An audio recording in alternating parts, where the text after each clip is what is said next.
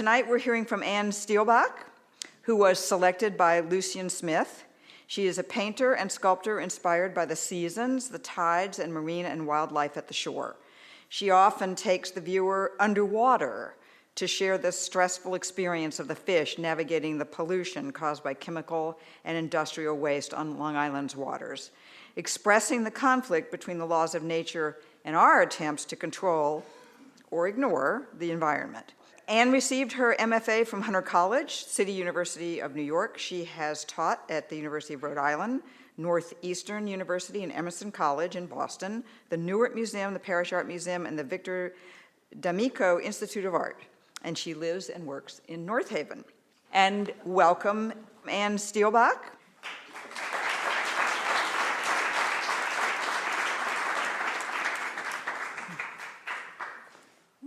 Okay. Thank you, Terry Sultan, Corinne Ernie, Alicia Longwell, and the Parrish staff for presenting Artists Choose Artists. I especially thank Lucian Smith for choosing my art to be part of the show. I'll begin with some background. I was trained in Western representational painting techniques, drawing, perspective, color, value, many other elements. At NYU, I copied details of old master paintings, making some of the original media that was used. I tacked linen to wood, boiled rabbit skin pellets to create a fine glue sizing, and mixed powdered pigments with raw egg yolk for fresco paints. At Hunter College, I encountered abstract, non-objective, conceptual, op, pop, and other contemporary art styles. It was challenging. Studio discussions made me question what I was expressing in my paintings and how I worked. I realized that this push-pull that I felt between abstraction and representation was important to me. It became part of the subject of my work.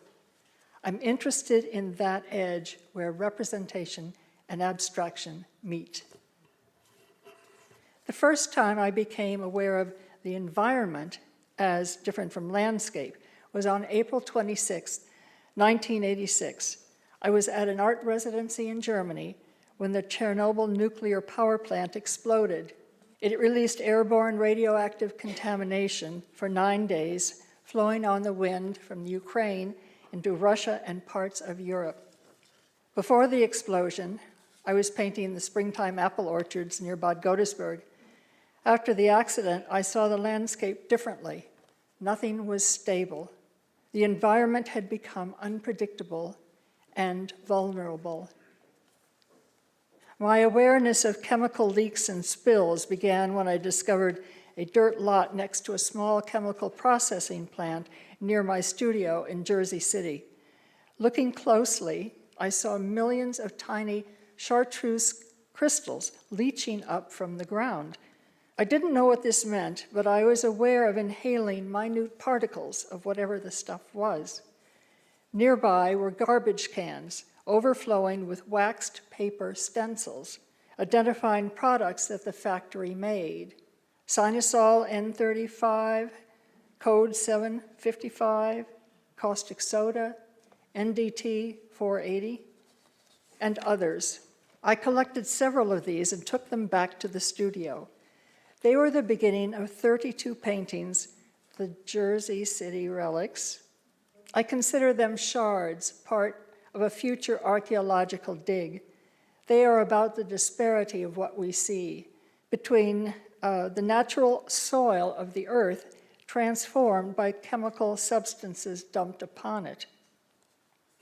A year-long visual arts fellowship at the Bunting Institute took me to Cambridge, Massachusetts. I was still inspired by the urban landscape, dirt lots, aged and weathered walls, and old machines thrown out to rust.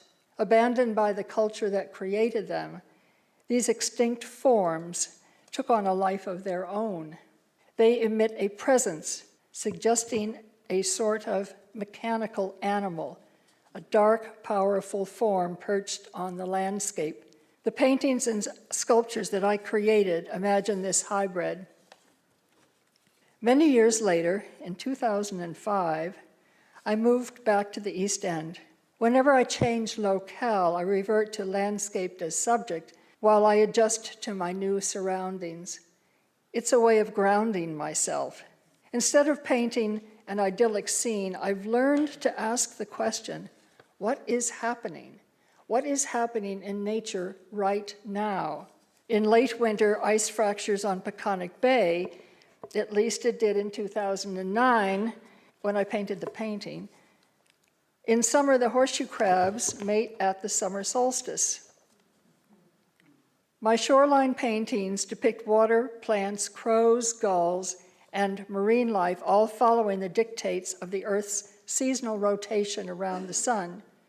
Earth, sea, and sky are never static. One February day in 2010, I gazed into the shallow waters of the upper Sag Harbor.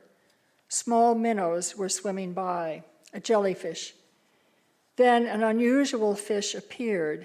It was long and very thin, like a pencil, and had an eyeball in the middle of its body.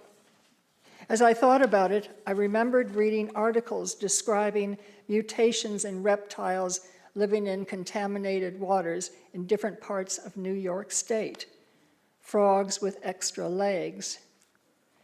I realized this was what was happening, and I ought to pay attention to it. I felt compelled to paint what I saw, to acknowledge and to witness this odd life form, to use the painting to reflect on how nature reacts to polluted waters. As I read more about the effects of chemicals on reproductive systems of reptiles, fish, and shellfish, I modified the fish image. It became more abstract, a stylized, mutated form of fish. Stencils of automobile gaskets, angular forms, and other mechanical shapes are incorporated into the paintings. They represent man-made substances, toxic chemicals, herbicides, pesticides, rainwater runoff, factory discharges, and other pollutants. When you look at these paintings and collages, you are underwater with the fish. You share their experience navigating this new environment. On April 20th, 2010, the British petroleum oil spill erupted into the Gulf of Mexico. The leak lasted for 5 months before it was sealed. Articles about the threats to water kept appearing in newspapers and on the internet. At first, these stories were about happenings far away. Then, as the weeks and months went by, articles gradually appeared in our local papers. On May 3rd, 2012, an article appeared in the Southampton Press titled, "Toxic Algae Hits Sag Harbor." This red tide algae bloom gives off a saxitoxin which causes paralytic shellfish poisoning. It has already caused 2 human deaths. My paintings developed as I read more and more about specific harmful effects of other toxic algae blooms. Brevetoxin is a nerve poison found underwater and is blown into the air when waves break open the algae's outer casing, causing human respiratory problems.